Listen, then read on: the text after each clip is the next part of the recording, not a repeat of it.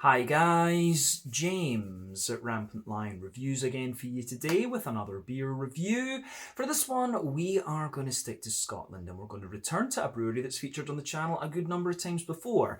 Now, I've had some really nice beers from these guys over the last 2 or 3 years. This brewery is one of the most recognisable Scottish craft beer brands, and they're known mainly for their New England hazy IPAs, and they're definitely worth checking out if that's a style that you're into.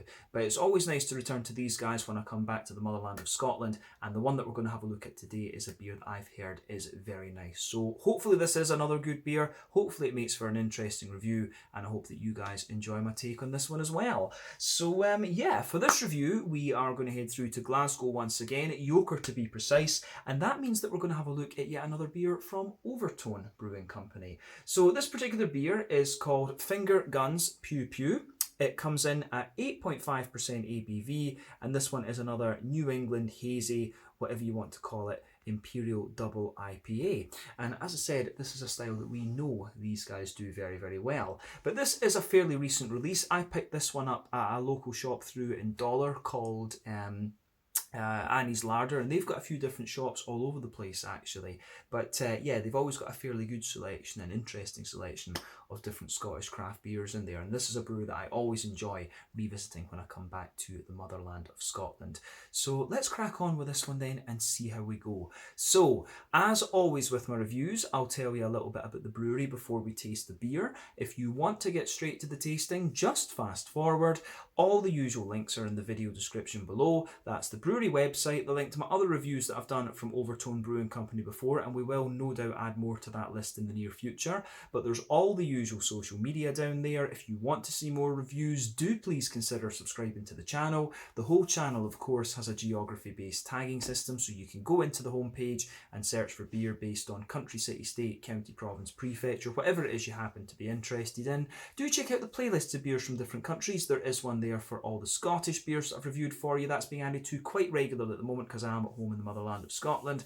And as always, please do get in touch and let me know some of the other beers and breweries that you guys would like to see me review. It's always great to hear from you guys that are watching the videos, and the support that you show the channel is hugely appreciated. So anyway, on to my brewery notes then to tell you a little bit about Overtone Brewing then. So, Overtone Brewing, as I've mentioned to you already, are based in Glasgow, and they were founded back in 2017 by Bo Wei Wang, who is originally from Beijing in China. So he had been a home brewer for a number of years before he founded the brewery, and the name Overtone is taken from his love of music. He's big into his techno music and things, and that also explains the artwork that you'll find on these beers. I know a good few of my fellow beer tubers are big fans of the artwork that you get on the Overtone Brewing Company beers, as well as the beer itself, of course. But when Bowey started up the company, he hired Dan Miller, who's from New Hampshire, over in New England in the northeastern US, as his head brewer, and he'd previously worked as a head chef, but also as a brewer in England, New York, and in Scotland for 6 Degrees North, who are a brewery you also need to check out.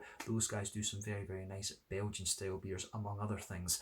But also involved at the brewery and in the brewing side of things is Martin Conahan, and he's worked in the craft beer scene in New Zealand for a good number of years. He does quite a bit of the brewing, but he also does a number of other things around the brewery itself as well. But the brewery can be found in the New Albion Industrial Estate in Yoker near Renfrew, which is over to the west of the city, and close to Clydebank actually, which is where my grandparents were from. But they began operating out there in 2018. They don't have a fixed range of beers, but they're always brewing different things. I think they release 2 new beers a week, if memory serves me correctly, but there are favourites that get rebrewed quite often, in fact. So it's not always new beers that they release. There are 2 batches, if you like, that are canned and released on the web shop every week, so it's worth keeping an eye on that. But as of October 2021, when I'm filming this review for you, these guys have produced around 50 different kinds of beer, and as I say, that number is increasing by about 10 beers or so every month, in fact. But as I mentioned earlier, these guys are known mainly for their New England hazy IPAs, but we've had some other very, very nice beers from them in the past. One of the beers that I would really recommend that you try from these guys would be the Rwandan Coffee Ipa. If you come across that one, that's a beautiful beer. Their New England IPAs are always very good, and their West Coast IPAs also tend to be good. They've got some really nice imperial stouts actually, and they are playing around with different styles too. But yeah, pretty much anything you get from Overtone tends to be pretty damn solid. And I think the next review that I do from these guys, beyond the next can that I have, because that's also an IPA, will need to be one of their sour beers. We'll need to have a little look at that.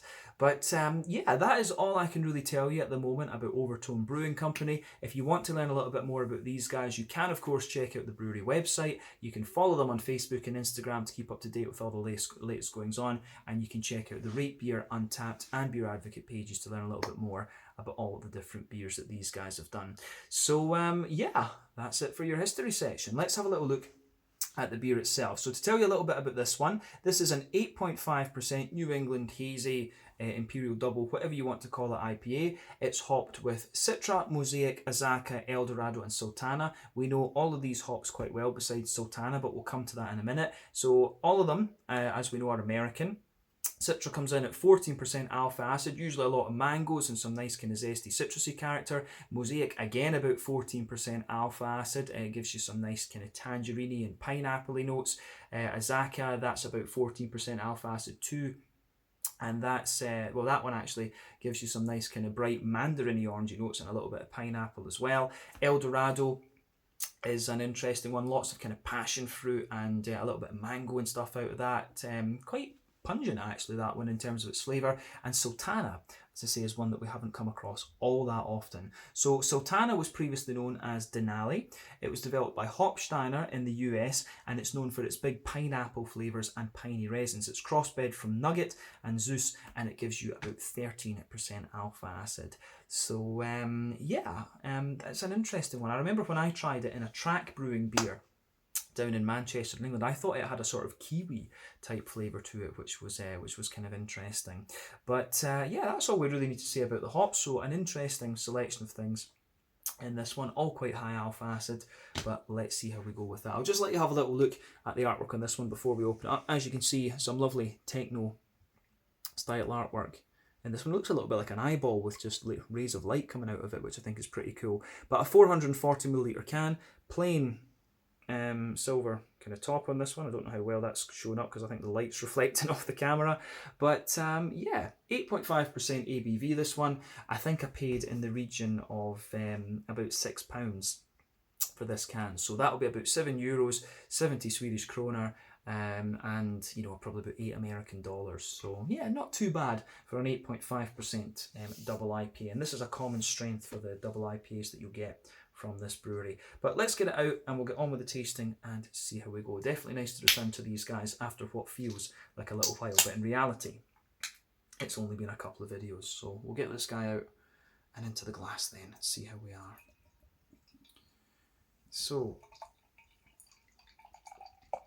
that does look pretty nice. Let me just sugar up the bottom of it, make sure we're getting everything that we should be. There we are. I think that'll do for having a squatch of the beer, a look at the beer for the moment and doing the aroma and things, and we'll put the rest of it in before we taste the thing.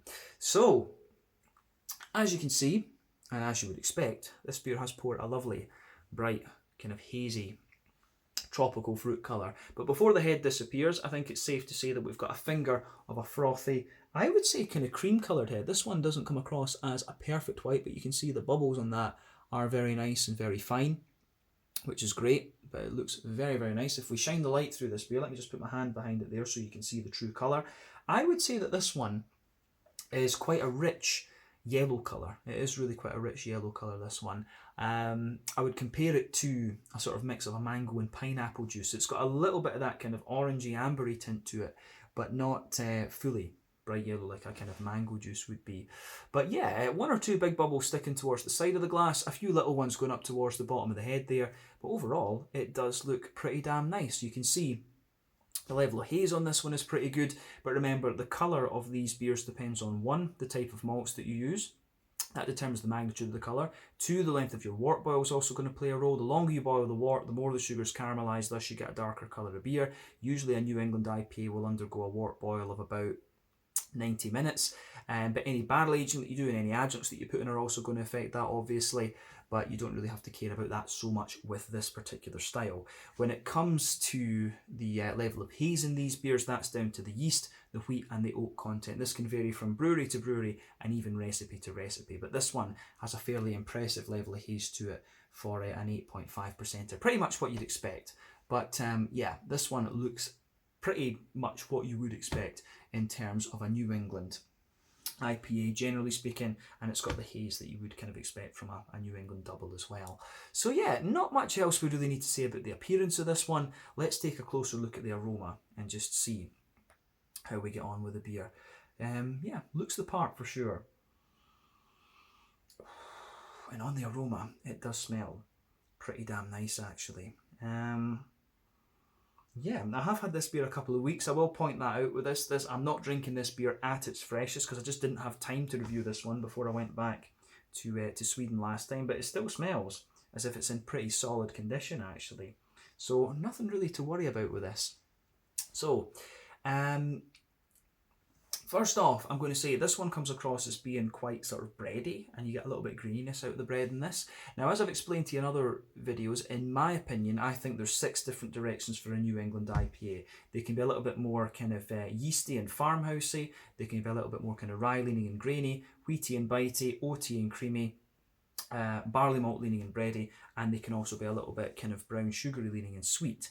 And quite often these beers will display multiple characteristics. You'll get little bits of everything in them, to be honest with you, and you are certainly getting that in this beer. But my first impression of it is that it seems to be quite a bready one. This, you do get quite a bit of oaty character out of it, I think, and I can smell a little bit of wheaty bitiness. It's actually quite it's a well balanced beer, but you can smell that the oats are thickening up in this, and for me that's usually one of the signs that the beer isn't quite at its freshest. But that's my fault in this one, so we're not going to hold that against the brewery, of course. But like I say, I've heard this is a very, very solid beer, this one. So I wouldn't be surprised if they rebrew this at some point. But yeah, let's look at the aroma a little bit more in depth. But I'm going to say straight away, the malty backbone of this one is pretty nice. So for sure, you can get a little bit of a kind of nice, kind of bread crusty backbone to the beer. That's really apparent straight away. On top of that, you can smell some nice, bright and quite fluffy white bread. I think you can smell the wheat kind of thickening this one out, and at the back of the nose you certainly get a little bit of bitiness off the wheat. But as I said, you can smell the oatiness in this one. The oats sort of thicken the beer up and smoothen it as well, and you can almost smell a little bit of dryness on the oats. And again, I think this is something that usually comes when the beer is getting just a little touch older. But there's a nice sort of brown sugary note to this one for sure. So I think, you get a little bit of that kind of Werther's original butter candy, butterscotchy thing coming out of it. It's quite smooth in this one. I wouldn't say that it's overly sweet or overly kind of cloying or anything like that, but it just adds a little bit more sort of depth to the beer, and I think it really does work out pretty damn nicely, I have to say. So thumbs up to Overtone for that side of the beer. I think it does its job nicely. But on the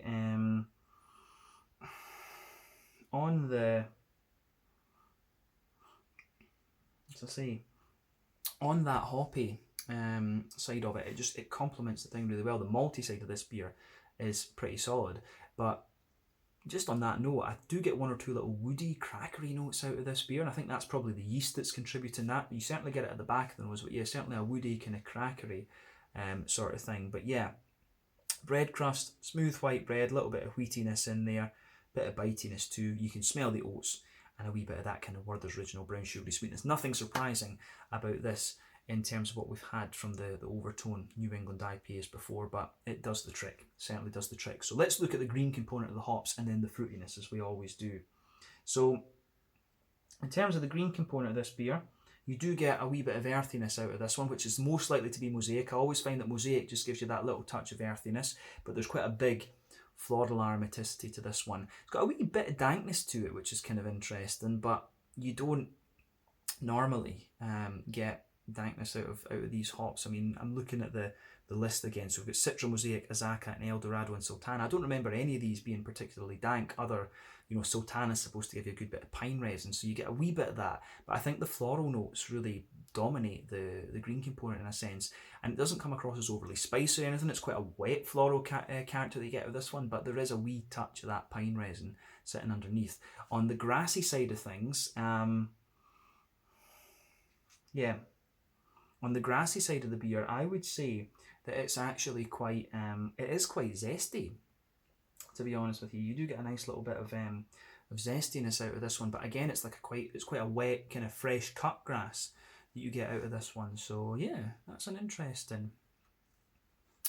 interesting point about this beer for sure, like fresh, wet cut grass and just a little bit zesty. So yeah, green component on this one is quite interesting, and Denali really gives you that a little bit of that piney note, and I think that comes out a little bit the more that you smell this beer. But let's look at the fruity side of it then, see how it goes. Yeah.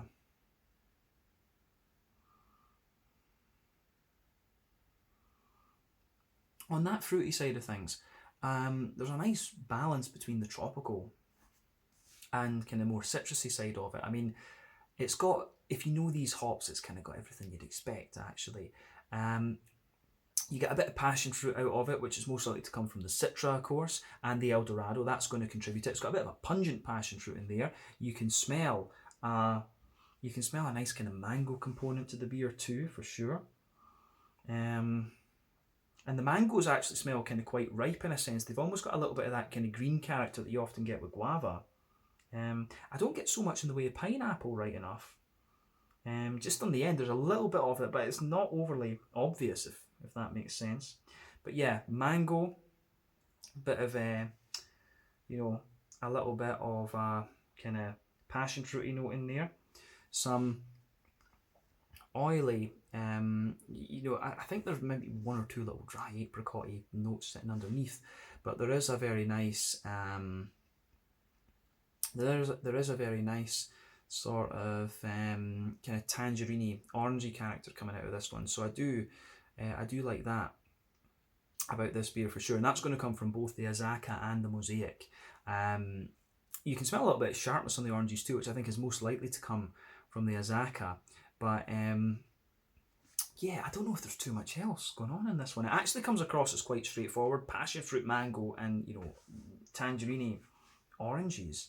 It doesn't come across as too complex. I mean, with the Denali in there, I would have expected a little bit more kind of pineapple, but I really find this one just passion fruity, quite ripe mango-y, quite a bit of ripe mango, and then a oily orangey tangerine. It's nice. The aroma, this is very, very nice, I have to say.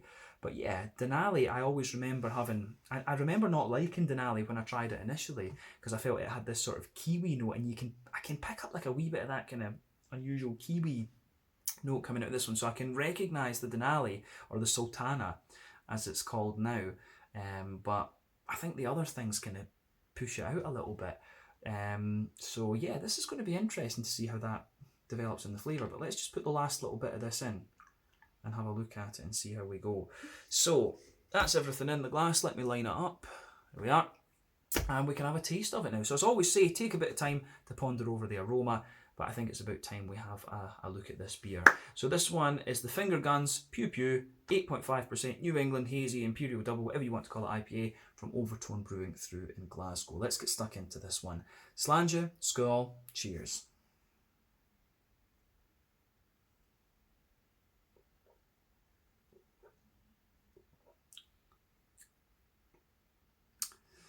Yeah. Again, that's just pretty damn solid. Can't complain about this beer at all. So, yeah, I think it's good. I mean, first impression of it is it's quite a bready, oaty New England IPA. This one, you do get a bit of the wheaty bitiness out of it. My first impression would be that this is a little bit more of a kind of old school New England IPA, one of the more kind of bready ones. It's not got a lot of sweetness to it, this, but I think that works for it. I do think that works for it. So thumbs up to Overtone Brewing. This, it feels a wee bit different from the other ones we've had recently from memory.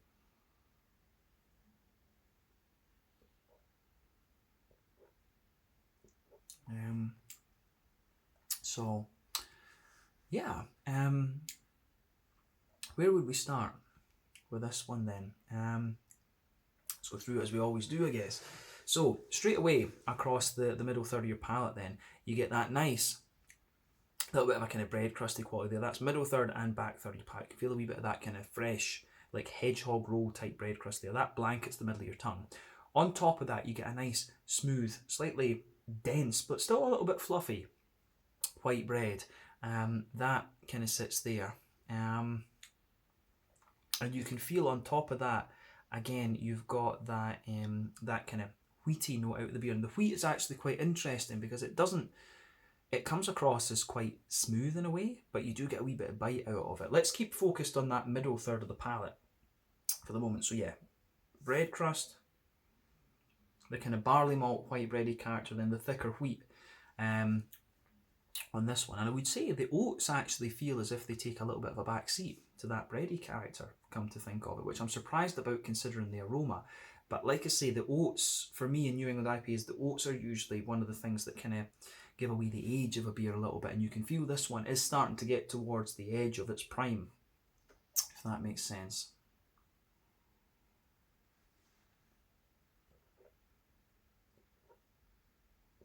But it's still got a good little bit of the hoppy kind of bite and zip to it that you would want. So that's the thing. I do find it's the malt base that gives away the ages of these New England IPAs a little bit. But yeah, the flavour of this one is, as I say, pretty damn solid. But yeah, on top of that wheaty layer, if you like, you can feel that down the middle line of your tongue, that's where you get the concentration of the oats. So you can feel a nice kind of oaty line just going right down the middle of your palate. And it's quite thick actually, but as you move out towards the edge, as you move out towards the edge of the palate there, it's got a little bit of a kind of drier, more powdery, oaty kind of thing. So you can feel the oats just kind of thinning out as they go out towards the edge of the palate. As I said, this beer doesn't have such a big sweet component to the malt base, which is quite interesting.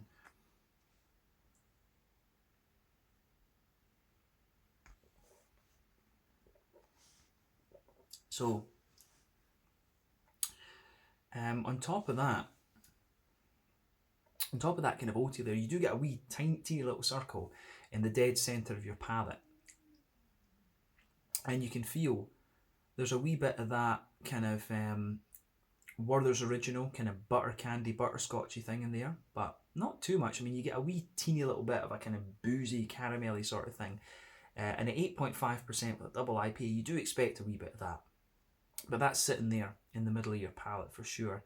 But it feels quite compact and squeezed together. Like I say, I think the malt base really leans towards the oats, the kind of drier oaty, kind of powdery sort of note, and the kind of wheaty bready layer. So that's interesting in this one. I like how that side of the beer goes together. So this is one of the more kind of dense, I would say, New England doubles that we've had from Overtone, come to think of it, but that will be affected by the age of the beer a little bit. I don't think there's too much else to say about the middle third of the palate in this one, so let's go to the back third then. So the border region between middle third and back third of your palate, you get a little bit of a kind of bready build up there, you get a wee bit of a kind of bread crusty sort of thing, and as you go into the back third of your palate, you've got a lot of similar flavours to what you had before, but obviously the thickness and density changes.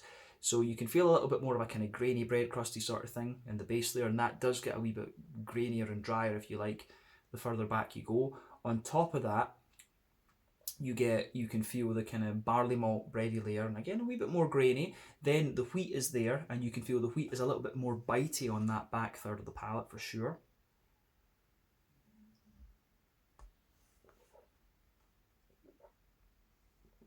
And yeah, I think having that little bit of bitey zip to it complements it quite nicely. So I like that sort of wheaty. I do like that kind of wheaty, bitey side of the beer for sure. But on top of that, you don't get much of the oats. You don't really get so much of the oats in that back third of the palate. But on top of all of that, you get the yeasty component out of the beer. So you can feel that sort of dough. It's almost like a bit like a doughy, kind of grainy sort of thing. You can feel that sitting on top of that back third of the palate there. So it's really nice. It is really nice how it goes about its business in that sense. So you can feel the back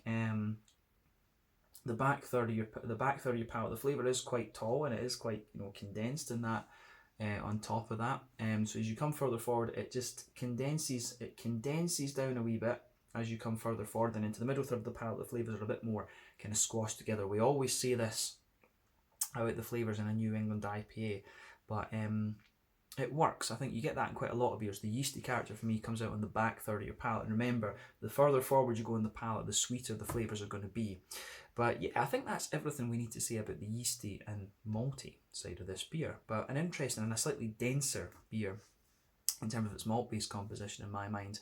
But yeah, on the hoppy side of things then, back corners of the palate, you certainly get a wee bit of earthiness in that green component, and I think, as I said earlier, that's most likely to be from the mosaic. As you come further forward, there is a wee teeny bit of herbal character, but as you push further forward, you can feel a little bit of a piney resin depth to it, which will be the Sultana, Denali, whatever we're going to call it. You can feel that in there, but you do get a good kind of floral aromaticity on top of that as well. It does, demonstrate that kind of danky sort of thing. So I suspect with this beer, there probably has been a little bit more early edition hop in it. Now remember, the early edition hops are the ones that contribute bitterness to the beer. Those are quite often used in West Coast IPAs quite heavily.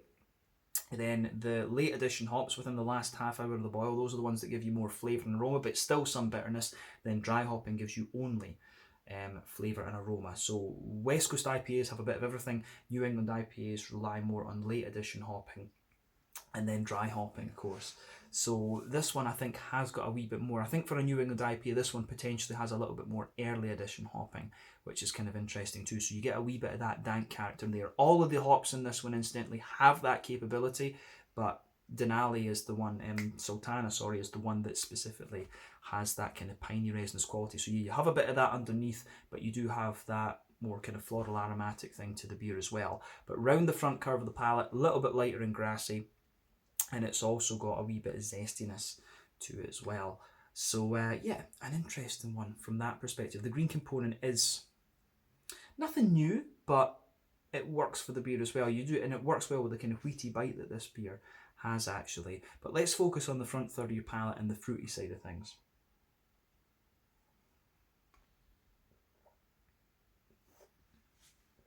So it's quite a nice kind of slick beer from the fruity side of things. So in that border region between front third, middle third of your palate, again you get a wee bit of a bready build up in there, a wee bit of a kind of bready yeasty sort of thing. The base of that front third of your palate as well, you can feel it's quite smooth and quite bready. So I like that about this beer as well. You can feel that breadiness comes out a wee bit more. On top of that, you get that nice oily bubble where those kind of fruity juicy esters roll their way out of the beer. And I would say this one does have a bit of an oily slick component to it as well. So that's kind of interesting. But yeah, at the back of that front third of your palate, for sure, you get a little bit of a more kind of intense citrusy note out of this one. You can feel that stronger passion fruit, which is going to come from the El Dorado and the Citra for sure. So you can feel that there. It mellows out as you come further forward. Then you get a more kind of oily mango sort of thing, which again is going to be Citra and El Dorado. It's not quite as green and sort of sharp as I was picking up from the aroma, which is interesting. But underneath that, you get a few kind of drier apricot-y notes, maybe a little bit of papaya as well, which is most likely to come from the Citra. But you do get those dry kind of tropical notes there as well. But as you go into the front half of that middle third of your palate, the front third of your palate, sorry, that's when you get the Azaka and the Mosaic showing their head a little bit more. So yeah, you get that nice oily, orangey, tangerine sort of thing there. Actually, there's a little bit of a kind of dried tangerine character, which is interesting. And maybe there's a wee bit of pineapple just sitting on top of that. But I don't get so much like, the Denali I think maybe takes a bit of a backseat to other parts in this beer. So I'm not sure what the exact makeup of this one is, if it's a 20% each, or if there's certain hops have more of a presence in it.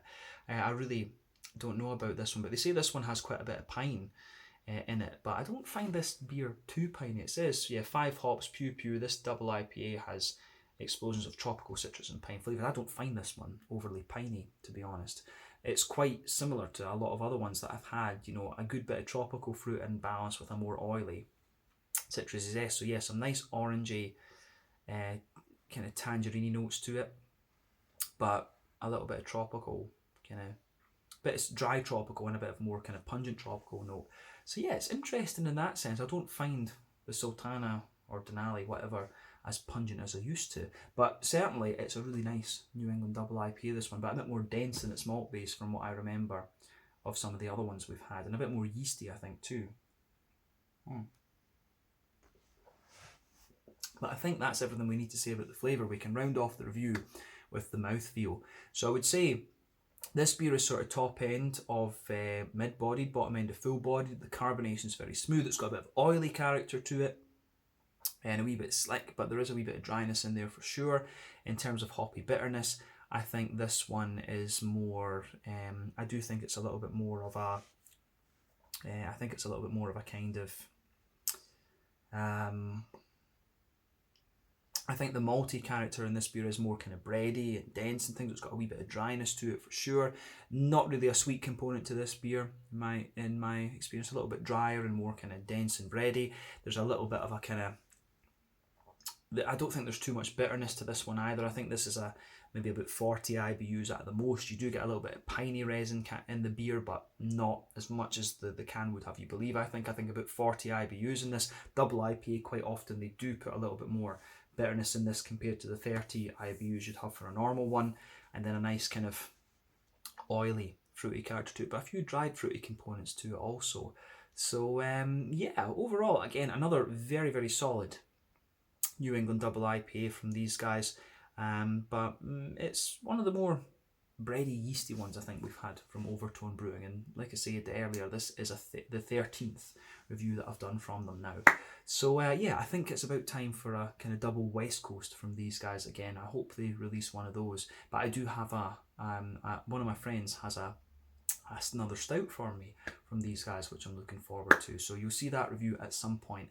But yeah, I think we can leave it at that for this one. So once again, thank you for watching my beer reviews. Until the next time, please like, subscribe, share, all the usual YouTube stuff. Let me know your own thoughts on this beer in the comments section below. Let me know what your favourite beers are from Overtone Brewing Company. Check out my social media, check out their social media, and I'll see you guys again very soon with this one. This one was the Finger Guns Pew Pew, an 8.5% New England Hazy Imperial Double, whatever you want to call it, IPA from Overtone Brewing in Yoker through in Glasgow. Slange it, skull, cheers, and see you in the next review.